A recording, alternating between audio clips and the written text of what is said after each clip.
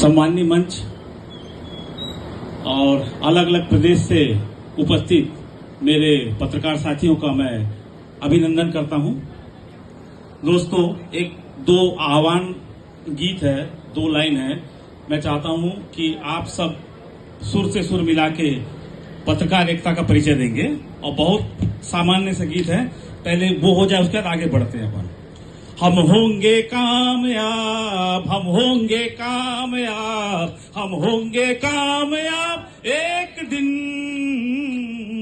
वो मन में है विश्वास, पूरा है विश्वास, हम होंगे कामयाब एक दिन। इंकलाब जिंदाबाद, इंकलाब, पत्रकार एकता, पत्रकार एकता। धन्यवाद। दोस्तों, हम लोग पिछले 20-25 साल से ऐसे कई मुद्दे पत्रकारों के आते रहते हैं जिसमें लड़ाई होती है, आंदोलन होते हैं, अपनी बात रखते हैं, विज्ञप्ति बनाते हैं, कलेक्टर एसपी एसडीएम को सौंप देते हैं, मामला ठंडा हो जाता है। कार्रवाई तो मेरे ख्याल से 2-4 मामले में भी शायद नहीं हुई होगी।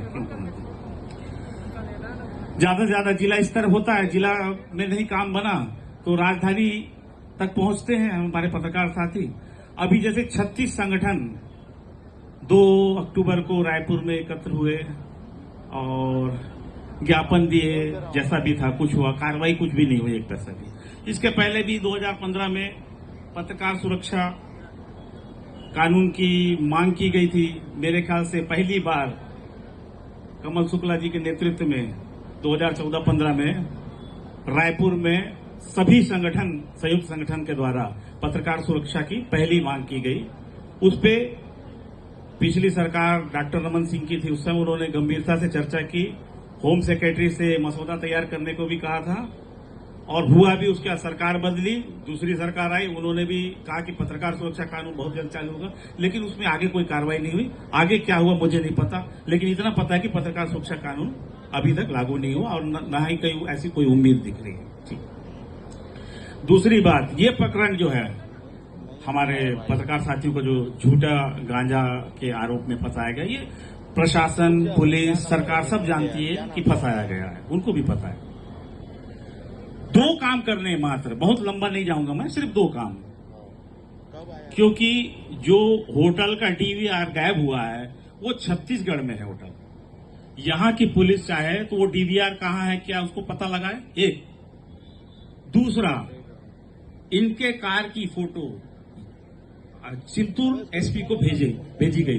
किसने भेजा? बहुत सिंपल सी बात है, मेरे को कोई कुछ भेजता है तो मैं भी बता दूंगा किसने भेजा है वो फोटो। ये 2 चीज का पता चल जाए तो दूध का दूध, पानी का पानी हो जाएगा।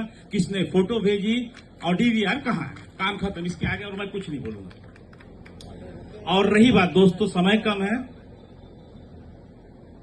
कल क्या करना है आज तय किया जाए, क्योंकि बार बार इतने सारे संगठनों के सदस्य, पदाधिकारी एक मंच पे नहीं उपस्थित हो पाते हैं। आज उपस्थित हुए हैं तो इस कार्यक्रम के बाद हो सके तो सभी संगठन के प्रदेश अध्यक्ष बैठ जाएं और जो सीनियर पत्रकार है वो बैठ जाएं और कल क्या तय करना है ये कर लिया जाए। मेरा एक निजी सुझाव है, क्योंकि कान में जू तभी रेंगती है सरकार के जब जेल भरो आंदोलन की बात आती है, तो कोशिश की जाए इसके बाद राजधानी के बाद सीधा दिल्ली जंतर मंतर पे चलिए, बैठते हैं। मेरी कुछ पत्रकारों से, दिल्ली के कुछ पत्रकारों से चर्चा हुई, बात हुई, उनको पता ही नहीं प्रकरण क्या है। ऐसा हुआ है, वो तो अचंभे में रह गए, ऐसा कर दिए कि 4 पत्रकारों को। तो पहले तो अपनी आवाज को वहां तक पहुंचाएं अपन, न्याय जरूर मिलेगा। डीवीआर दोनों मामले छत्तीसगढ़ के, हम चिंतूर नहीं जा रहे, आंध्र प्रदेश में नहीं जाना चाहते, हम अपने प्रदेश की बात लगता है जो आंध्र प्रदेश के, उन दोनों के बीच में बातचीत हो। और मैं ऐसे कई मामले उदाहरण दिया, हरियाणा में केस हो चुका था, हरियाणा और राजस्थान का मामला था, इसमें सॉर्ट आउट हो चुका है कि दोनों राज्यों के जो महाधिवक्ता अगर चाहेंगे तो केस को बिल्कुल खात्मा में चले जाएगा, कोई बहुत बड़ी बात करेंगे, लेकिन इसको हम लीगल तौर पे जाना पड़ेगा आपको।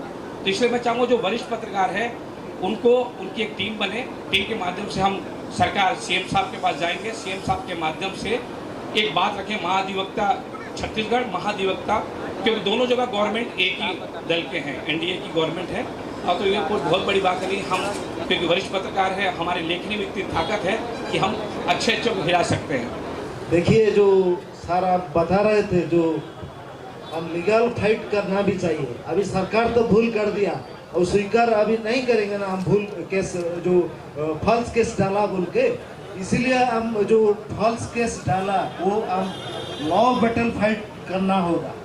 इसीलिए हम फाइनेंशियल हम भी थोड़ा प्रिपेयर होना चाहिए। अभी कौन अब आपका गवर्नमेंट, छत्तीसगढ़ का गवर्नमेंट स्वीकार करेगा और हम भूल केस डाला, वो तो डाल दिया, वो पुलिस को अभी सिक्योर देगा। अभी वो मानेगा नहीं जे पुलिस है हमारा ठीक किया क्या भूल किया। अभी हम लड़ना है, कोर्ट में लड़ना है, लेकिन जो यूनाइटेडली लड़ना है, जो आज हमारा जो वॉइस आज इतने हम वॉइस रेज कर रहे हैं, क्यों आप यूनाइटेड होने के बाद आज हम इतना वॉइस रेज कर रहे हैं। इसीलिए हम जो 4 राज्यों का जो आज पत्रकार सब इकट्ठे है इधर, सब हम मिलके लड़ना है।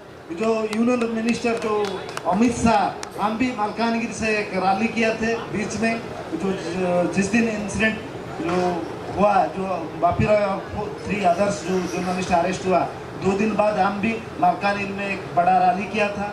वो यूनियन मिनिस्टर को मेमोरेंडम भी सबमिट किया, कलेक्टर और एसपी को मलकानगिरी को हम सबमिट किया। इसीलिए हम सब यूनाइटेडली लड़ना चाहिए। और जो सर बताए थे, जो 4th पिलर बोल के कुछ भी नहीं है, सरकार हमको खुश करने के लिए इसे बता रहा है 4th पिलर। एक्चुअली कॉन्स्टिट्यूशन में ऐसा कोई भी व्यवस्था नहीं है, विधि नहीं है। जो हम बोल रहे हैं ना, आज जो मीडिया लिख रहे हैं, आज जो एडिटर लोग भी बैठे हैं, वो फ्रीडम ऑफ स्पीच जो कॉन्स्टिट्यूशन में है आर्टिकल 19, वो हमको आज जो फ्रीडम ऑफ स्पीच के वजह से हम बता रहा है और मीडिया में हाईलाइट कर रहे हैं। वो हमको संविधान हमको सिक्योरिटी दे रहा है। वो गवर्नमेंट जो यूनियन गवर्नमेंट हो क्या स्टेट गवर्नमेंट हो, लेकिन जो इशू है छत्तीसगढ़ का, तो छत्तीसगढ़ का जो रिपोर्टर्स वो चैलेंज जैसे आप लेना है जो इशू को, आप जब हमको बुलाएंगे उड़ीसा तरफ से हम ज्वाइन करेंगे वो आंदोलन। इसीलिए छत्तीसगढ़ सरकार वो कमेटी बैठा है जो आंध्र भेजने के लिए। वो छत्तीसगढ़ गवर्नमेंट क्या मिस्टेक किया, छत्तीसगढ़ गवर्नमेंट का पुलिस अरेस्ट किया। वो अरेस्ट किया मीन्स वो साजिश रचा, वो साजिश करके आंध्र पुलिस को बताया, वो पूरा मालूम पड़ता है सबको। इसलिए छत्तीसगढ़ गवर्नमेंट जो आज का गवर्नमेंट प्रेजेंट गवर्नमेंट है, वो गवर्नमेंट को सीरियस लेना चाहिए। वो छत्तीसगढ़ का सब रिपोर्टर जो इशू को ज़्यादा पूरा स्टेट में इशू करके वो पूरा जब तक सीबीआई जांच नहीं होता वो पूरा कंटिन्यू करना चाहिए। हम भी हमारा साथ आपका साथ देंगे। जब तक सीबीआई जांच होगा नहीं, उसी दिन तक पूरा वो रैली जैसे भी प्रोटेस्ट रैली, प्रोटेस्ट मीटिंग पूरा कंटिन्यू रखना है हम सब लोग को। नहीं तो वो सीबीआई वो जांच नहीं कराएंगे, वो सेंट्रल गवर्नमेंट कराएंगे नहीं कि स्टेट गवर्नमेंट कराएंगे नहीं। और जो लॉ फाइट करने के लिए हमको जो फाइनेंशियल भी हम थोड़ा मदद करना चाहिए वो केस में। थैंक यू, बहुत बहुत धन्यवाद राव जी। तो कुल मिला के बस्तर का जो पत्रकार है दुधारी तलवार पर चलता है। एक तो इधर शासन प्रशासन से पंगा लेना, दूसरा नक्सलियों से पंगा लेना। नक्सलियों का टारगेट तो रहता ही है, क्योंकि कोई भी नक्सली जो है ना चाहते हैं कि उनका पूरा चीज छपे, लेकिन वो बेचारे क्या है, गांव वाला क्या करेगा, न प्रेस से उसको तनख्वाह मिलता है, पत्रकारिता कर रहा है, केवल हाकर है, उसको सैलरी नहीं मिलते। हम तो जगदलपुर में बैठे हैं, हमको सैलरी मिलता है, कमीशन भी मिलता है विज्ञापन का, लेकिन वो बेचारा जो तोंगपाल में बैठा है, गादीरास में बैठा है, जगरगुंडा में पेपर चला रहा है, उसको कुछ भी नहीं मिलता। तो ये भी जो है हमारी बहुत सारी कमियां हैं, जिसके कारण पत्रकारों को मजबूरी में थोड़ा बहुत सहयोग लेना पड़ता है अधिकारियों से। अब चूंकि अभी मैं 15 अगस्त की बात है, 1-2 अधिकारी बोल रहे थे यार यहाँ 150 पत्रकार हो गए जगदलपुर में, कहाँ किसको किसको हम विज्ञापन दें। यानी सोशल मीडिया यूट्यूब आने के बाद इतनी संख्या बढ़ गई है कि अब जो है ना अधिकारियों के लिए भी ये हो गया कि कहाँ से लाएं, भ्रष्टाचार कितना करें हम। ये मनीष कुंजाम जी भी जानते हैं, पहले गिनती के पत्रकार थे, अब इतने संख्या बढ़ गई है। मैं इस बात को इसलिए मैं रख रहा हूँ कि जहाँ एकजुटता की बात आ रही है, देखिए कमियां हर जगह रहेगी, राजनेताओं में भी बहुत सारी कमियां हैं, कई अच्छे लोग भी हैं, कई बुरे लोग भी हैं, कमाने वाले भी हैं और ईमानदारी से राजनीति करने वाले भी हैं। मनीष कुंजाम जी हमारे उदाहरण हैं, संघर्ष करते रहते हैं, आदिवासियों के लिए जल जंगल की जमीन लड़ाई लड़ते हैं। मेरी भी इनसे 35 साल का संबंध है। जब मैं पत्रकारिता में आया उस समय से मेरा संबंध है। तो मेरा कहने मतलब है कि हम जितने भी संख्या में आज उपस्थित हैं, आज ये संकल्प लेके जाएं कि हम जो है ना एकजुट रहें और कम से कम ये 3 स्तर पर लड़ाई हमको आगे बढ़ाना है। सड़क से सदन तक की लड़ाई, कोर्ट की लड़ाई, हमारे साथी जो कोर्ट की लड़ाई लड़ रहे हैं उनको आर्थिक रूप से भी मदद करने के लिए हमको प्रयास करना है। हमने तो खैर पिछले बार जगदलपुर में बैठक हुई थी, हम सब लोगों ने 1-1 लाख रुपए देने का प्रयास किया था। हमने भी हमारे एक सहयोगी की मदद से 1 लाख रुपए हमने राजमंदिर में पहुंचाया था, लेकिन वो पर्याप्त नहीं है। अभी तो कोर्ट में बहुत पैसा लगेगा। और तीसरी लड़ाई है दिल्ली तक हमारा आवाज गूंजना। तो साथियों, ये 3 विषय पर हमको लड़ाई लड़ना है। आज इस मेरी धरती पर हमारी माँ दंतेश्वरी की आराध्य देवी धरती में आप लोग आए, बहुत बहुत धन्यवाद। और इस लड़ाई को हमको आगे लड़ना है। और हम बस्तर के पत्रकार जो जानते हैं कि वो निर्दोष हैं, उन निर्दोष लोगों को छुड़ाने के लिए हमें किसी भी हद तक लड़ाई लड़ना पड़े, हम तैयार हैं। कमल शुक्ला हैं, इन सब ने जो सपना देखा था एकजुटता का, उसको हम सब ने मिल करके कोशिश की और सारे साथियों ने भागीदारी की और हम सब ने वहाँ पर संयुक्त महासभा के जरिए एक बार पत्रकार संगठनों को एकजुट किया, क्योंकि वो हमको अलग अलग बंटे देखना चाहते हैं और हम अपनी एकता से उनके मंसूबों को पूरा नहीं होने देंगे। इसलिए हम लोग एकजुटता की इस फ्रंट पर आए हैं और इस लड़ाई को राज गोस्वामी जी जैसा कह रहे थे, आगे लगातार हमको कायम रखना है, हर कदम पे कायम रखना है। अपने जीवन के निजी संघर्षों के बावजूद हम लोगों को एकजुटता के लिए एक दूसरे के साथ शामिल होना है, कोशिश करना है कि हम शामिल हो पाएँ। हम सबको मालूम है कि हम लोग का जीवन बहुत आनंददायक नहीं होता है, हमको रोजी रोटी की परिवार के लिए बहुत संघर्ष करने पड़ते हैं, लेकिन उसके बाद भी हम समय निकालकर एक दूसरे के साथ खड़े हों तो सामने वाले के मुंह पे ये तमाचा होगा। हम एकजुट होते हैं तो सरकारों पे तमाचा होता है। तो अपनी एकजुटता को बचाना है, पत्रकारिता को बचाना है और लोकतंत्र को बचाना है अंततः। और ये लड़ाई कुल मिलाकर के कारपोरेट के भीषण दबाव के खिलाफ है, जिसके जद में हमारी सत्ताएं हैं, चाहे वो छत्तीसगढ़ की सत्ता हो, चाहे उड़ीसा की सत्ता हो, चाहे तेलंगाना की सत्ता हो, चाहे वो आंध्र प्रदेश की सत्ता हो। कहीं ना कहीं वो कॉरपोरेट के एहसानों से दबे हुए कॉरपोरेट के लिए नौकरियां करते हैं और पत्रकार है जो इस माफिया गठबंधन को तोड़ता है। इसलिए हमको पत्रकारिता को बचाना है और एकजुटता बढ़ाना है। मैं अपनी बात जो है बहुत लंबी नहीं करना चाहता हूं, लेकिन मैं मूल रूप से ये कहूंगा कि आप लोग एकजुट हो। आपको लगता है आपके लिए जो यूनियन है उपलब्ध पास में, आपके जिनके साथियों के साथ आपके तालमेल बनते हैं, आप उनसे ज़रूर जुड़ें और एकजुटता बनाए रखें। जहाँ तक हो सके एक दूसरे की बुराइयों को भूलें, एक दूसरे की बुराइयों को कम करने की कोशिश करें कि हम और दूसरे साथी को बेहतर कैसे बना सकते हैं। कोई मनुष्य पूर्ण पुरुष नहीं होता, किसी में हर तरह की पूरी सर्वगुण संपन्न नहीं होता। आप एक दूसरे के गुणों को देखिए, उनको बढ़ाइए और कोशिश कीजिए कि एकजुटता बढ़े। आप लोग आपस में समरसता रखिए। देखिए आपकी कैसे नेता आपस में मिल के रखते हैं, टॉप लीडरशिप एकदम मिल के रहती है, सरकार कोई भी हो उनका काम हो जाता है। और पत्रकारों को एक दूसरे के खिलाफ भड़का के बांट के रखा जाता है, क्योंकि अधिकारियों के लिए भी पत्रकारों का बंटे रहना अच्छा है। तो इसको समझना है और एकजुटता बढ़ाना है और कम्युनिकेशन बढ़ाना है। जैसा कि निजामी जी कह रहे थे, संवाद आपस में बनाए रखिए ज़्यादा से ज़्यादा, ताकि हम अपने जो लक्ष्य है उसकी तरफ बढ़ सकें और हम लोग अपनी एक लड़ाई को मजबूत रास्ते पे ले जा सकें। और एक टेक्निकल सवाल जो उसका था कि तकनीकी रूप से 2 राज्यों के बीच का मामला है, तो राज्य सरकार के मुख्य सचिव या मुख्यमंत्री कार्यालय से ही उस मामले में कुछ वास्तविक बातचीत हो सकती है। दूसरे राज्य के मुख्य सचिव से जो बातचीत करेंगे मुख्य सचिव, तो ही हमारा रास्ता निकल सकता है। और साथ ही सीबीआई जांच इसलिए भी ठीक है क्योंकि 2 राज्यों का मामला है, तो सीबीआई जांच में दूध का दूध और पानी का पानी होने की स्थिति बनती है। लेकिन आजकल सीबीआई का जिस तरह से राजनीतिक इस्तेमाल हो रहा है, पता नहीं कितने समय तक वो लोग मामले को लटकाएंगे। तो हमको टाइम बाउंड सीबीआई जांच की मांग करनी चाहिए कि ताकि जल्दी से जल्दी वो निकले। ऐसा ना हो कि झीरम घाटी के एनआईए जांच की तरह रिपोर्ट जो है वो दशकों तक के टलता रहे। तो ये सब सच्चाइयाँ हैं हमारे सामने, क्योंकि पत्रकारों को चौतरफा संघर्ष झेलना पड़ता है और उसमें उनको अपने अस्तित्व को बचाने की ये लड़ाई है। इसलिए मैं ये 2 लाइनों के साथ अपनी बात समाप्त करता हूँ कि हो गई है पीर पर्वत सी पिघलनी चाहिए, इस हिमालय से कोई गंगा निकलनी चाहिए। तो एकता की गंगा को हम लोग बहुत दूर तक ले जाएंगे, इन्हीं उम्मीदों के साथ। एक बार फिर पत्रकार एकता जिंदाबाद, पत्रकार एकता। धन्यवाद साथियों। बहरहाल एक संदेश ही हुआ। अब बताता हूँ आपको मैं कानून की बात। कि मेरी सुप्रीम कोर्ट के वकील से बात हुई थी।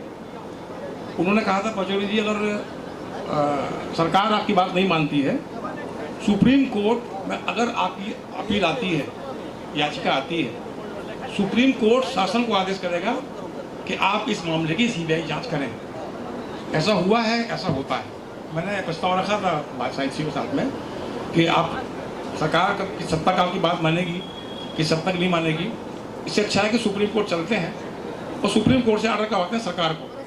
मनीष जी बैठे हैं, शायद मैं सही कह रहा हूँ कानूनी तौर पे, सुप्रीम कोर्ट इस बात का आदेश करेगी कि जो मामले इस तरह के हैं, ये चीज़ें सामने आ रही हैं और आपको सीबीआई जांच की ऑर्डर करने हैं।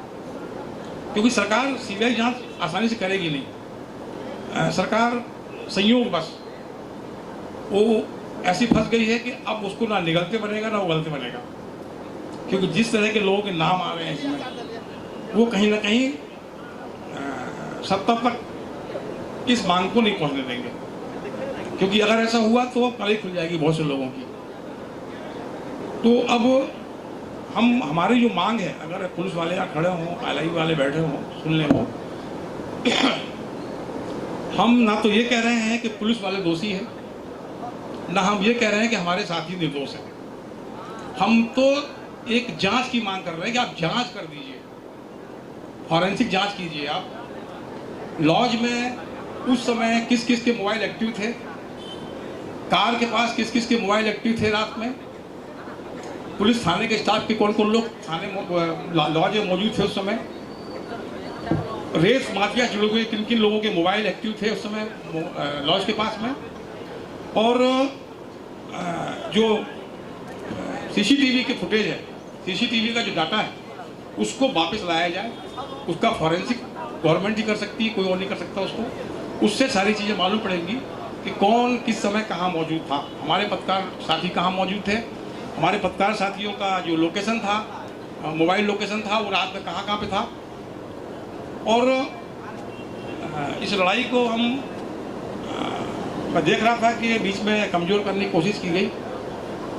उसमें कौन लोग दोषी हैं मैं नहीं कहना चाहूँगा इस चीज़ को, लेकिन कमज़ोर करने की कोशिश की गई। कमज़ोर हो किसी तरह से लड़ाई कमज़ोर पड़ जाए, ठंडी पड़ जाए, मामला ठंडा पड़ जाए।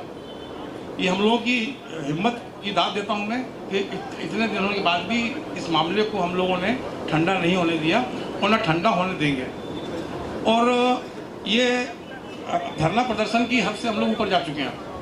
अब किसी भी धरना और प्रदर्शन का कोई औचित्य नहीं रह गया है। सरकार धरना प्रदर्शन किया जाता है सरकार तक बात पहुंचाने के लिए। सरकार तक सारी बातें पहुंच चुकी हैं, सारे ज्ञापन पहुंच चुके हैं, उनको जानकारी में है कहाँ क्या हो रहा है, पत्रकार लोग क्या चाहते हैं, पत्रकारों की स्थिति क्या है। अब दो रास्ते बचते हैं, सीधा रायपुर जाके हम लोग फिर कुछ करेंगे कोई फायदा नहीं है, क्योंकि सीएम को मालूम है। जिस सीएम को आप रायपुर जाके बताना चाहते हो कि हमारे साथ ये हो रहा है, उनको मालूम, पहले से मालूम उनको। अब सीधा दिल्ली में जाके कौन कौन पत्रकार आमरण अनशन कर सकता है ये पहले देखे, और जाके या तो मर के आएंगे वहाँ से या न्याय लेके आएंगे।